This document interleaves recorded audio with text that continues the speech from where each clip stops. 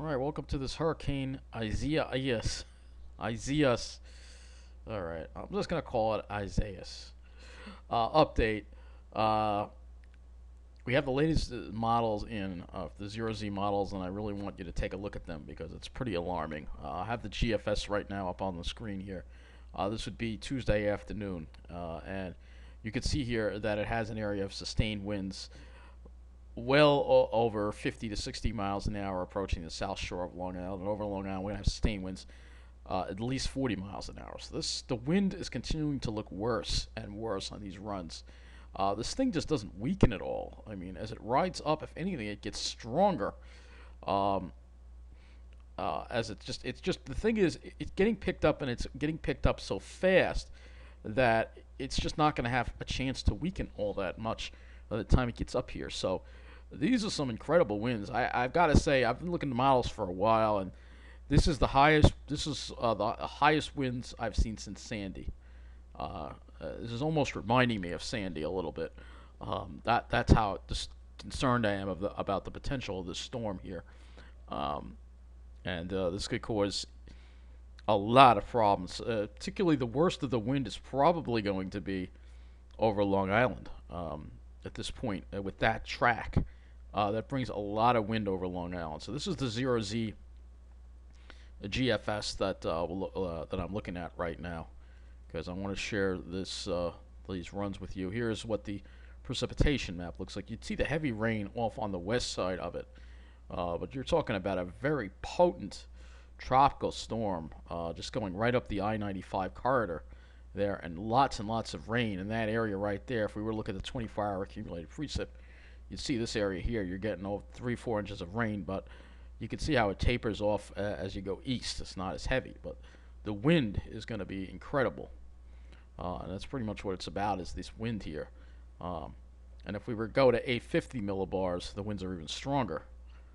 So you can see there's some really high winds above the ground that could come down, have the potential to come down as well, even though we were looking at the surface winds, not as high.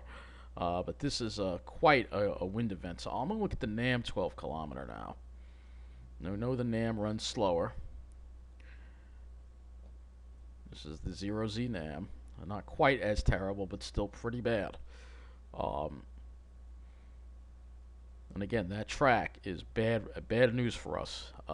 It's really going to just cause a lot of coastal flooding concerns. So this is what the NAM looks like here. As like I say, we're getting more and more models in now as time goes on. Let me look at the RGEM model. This is the RGEM model, all right, and you can see some really strong winds there. Pretty much the south shore of Long Island is going to get the worst of it. Jersey Shore may get some bad, but it won't really go that far into New Jersey. But for Long Island could be the hardest hit part of our area due to this storm here. Very hard hit. The South Shore in particular, and the East End.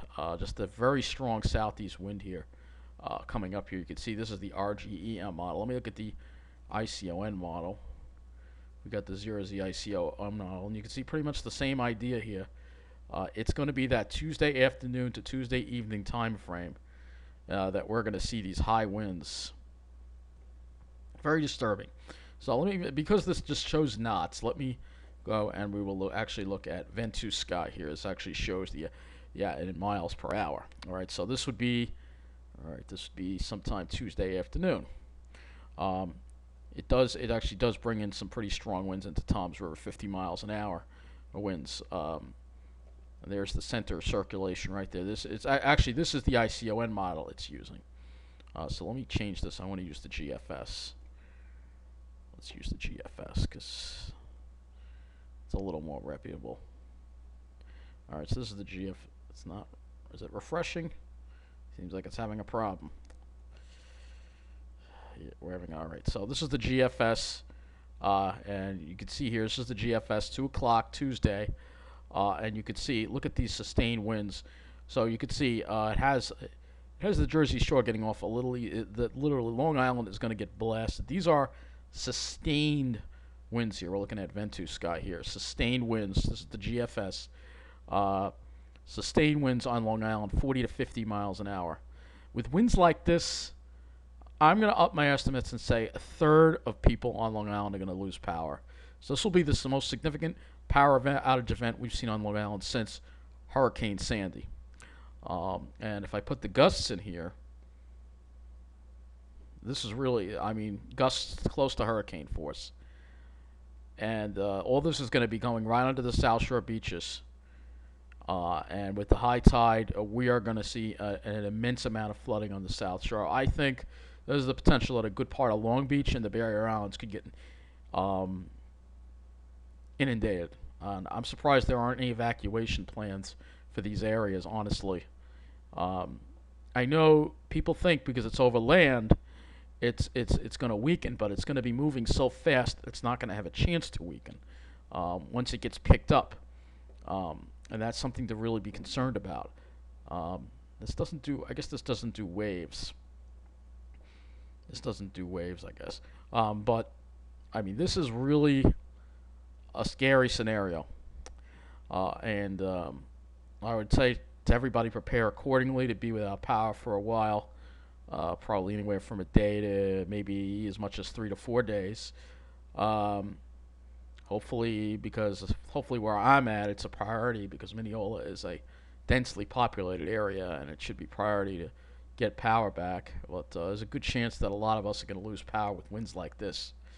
And there's going to be a lot of flooding. So these models just keep looking scarier and scarier every time I look at them. And I'll keep my eye on this storm here. But this is going to be one hell of a storm. All right, this is not going to be like Fayette. It's going to be a lot worse. I really do think so. This is going to be like Sandy. All right, that's my opinion. I'm going to say it. Not going to say it's. I'm not going to say it's going to be as bad as Sandy, but it's going to be up there in the category of Sandy. So keep that in mind. I know the track's a little different, but when this track is to the west like this, the difference with this storm, of course, is unlike Sandy, it will be through very quickly. So there you go, it's gone. So it will move through very quickly. But when it moves through, it is going to be intense. So here it is in the morning. So this is going to be one heck of a storm to deal with for our area on Tuesday, probably Tuesday afternoon to Tuesday evening. It's going to move through, and it's going to be a rough 4 to 6 hours when this thing moves through.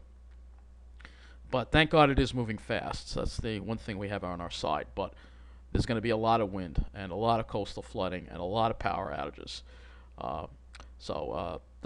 That's pretty much what it's looking like. And like I said, I think that people aren't really. If you live near the water, I would suggest evacuating at this point with the winds like this. I know it's only a 4 to 6 hour event, but a lot can happen in 4 to 6 hours. So keep that in mind, and I'll keep looking at these models as we see what Isaias does next. Have a good night.